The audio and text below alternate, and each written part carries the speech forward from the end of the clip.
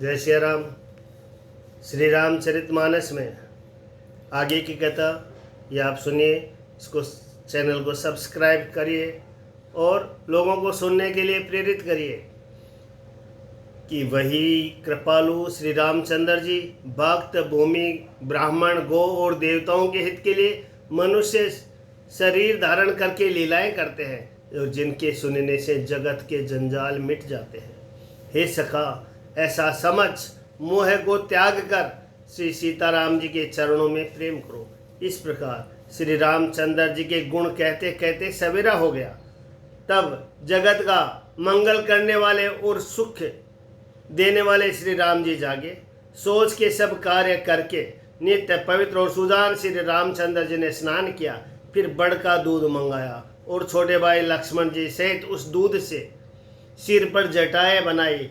यह देखकर सुमंत्र जी के नेत्रों में जल छा गया। उनका हृदय अत्यंत जलने लगा, मुंह मलिन उदास हो गया। वे हाथ जोड़कर अत्यंत दीन वचन बोले, हे नाथ, मुझे कौशलनाथ दशरथ जी ने ऐसी आज्ञा दी थी कि तुम रथ लेकर श्री राम जी के साथ जाओ। वन दिखाकर गंगा स्नान कराकर दोनों भाइयों को तुरंत लौटा लाना। सब संशय और संकोच को दूर करके लक्ष्मण, राम, सीता को फिरा लाना। महाराज ने ऐसा कहा था, अब प्रभु जैसा कहे मैं वही करूं।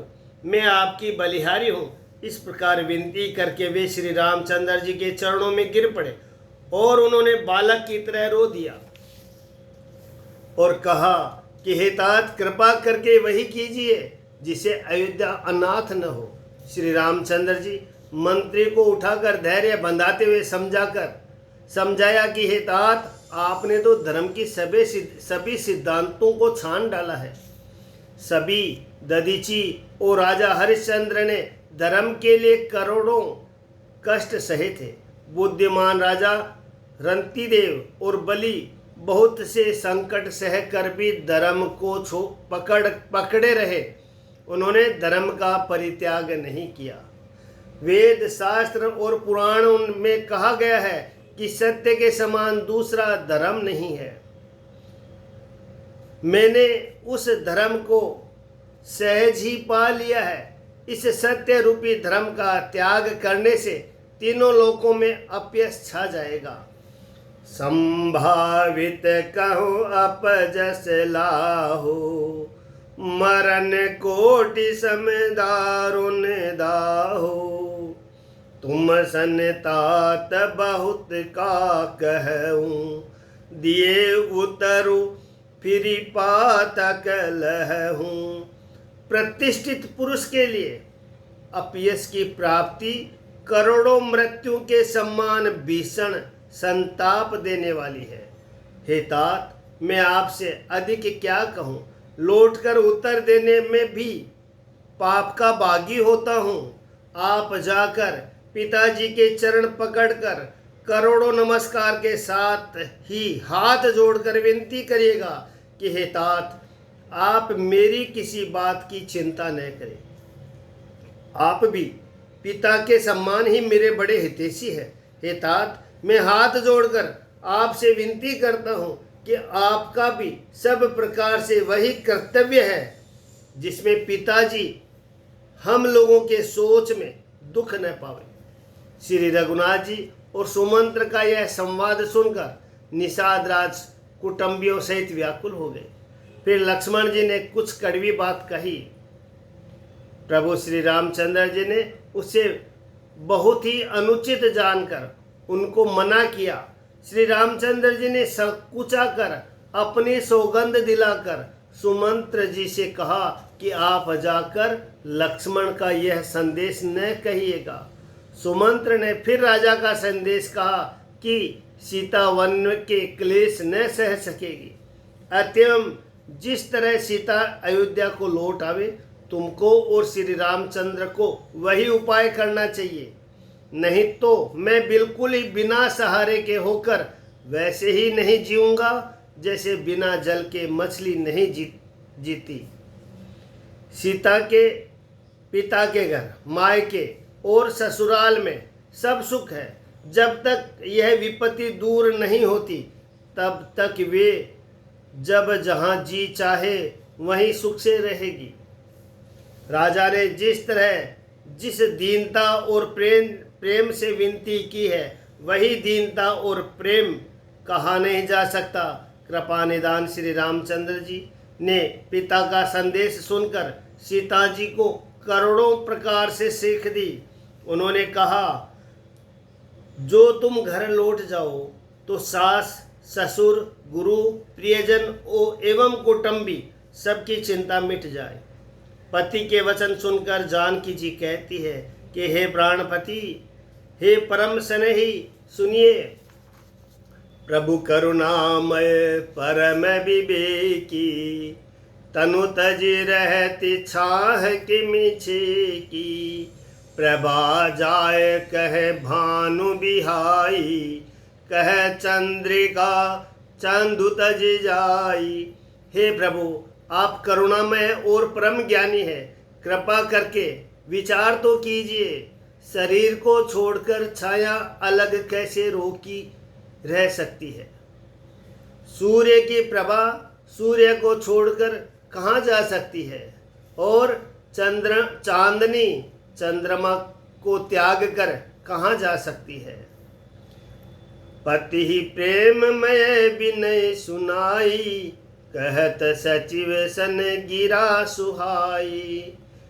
इस प्रकार पति को प्रेममयी विनती सुनाकर सीता जी मंत्री से सुहावनी वाणी कहने लगी कि आप मेरे पिताजी और ससुर जी के सम्मान मेरा हित करने वाले हैं। आपको मैं बदले में उत्तर देती हूँ, यह बहुत ही अनुचित है। किंतु हे तात, मैं आर्त होकर ही आपके सम्मुख हुई हूँ, आप बुरा न मानिएगा। आर्यपुत्र स्वामी के चरण कमलों के बिना जगत में जहाँ तक नाते हैं सभी मेरे लिए व्यर्थ है। पितु वे भव विलास में ठीड़ा, नृपमणि मुकुट मिलित पद पीठा। सुख निदान अस पितु ग्रह मोरे, पिय विहीन मन भावन भोरे। मैंने पिताजी के ऐश्वर्य की छटा देखी है, जिनके चरण रखने की चौकी से सर्व शिरोमणि राजाओं के मुकुट मिलते हैं, अर्थात बड़े बड़े राजा जिनके चरणों में प्रणाम करते हैं। ऐसे पिता का घर भी जो सब प्रकार के सुखों का भंडार है, पति के बिना मेरे मन को भूल कर भी नहीं भाता। ससुर चकवई कौशल राऊ, भुवन चार दस प्रगट प्रभाऊ। आगे होय जही सुरपति लेई, अरद सिंहासनिया सुन देई। मेरे ससुर कौशल राज चक्रवर्ती सम्राट है, जिनका प्रभाव 14 लोकों में प्रकट है। इंद्र भी आगे होकर जिनका स्वागत करता है और अपने आधे सिंहासन पर बैठने के लिए स्थान देता है।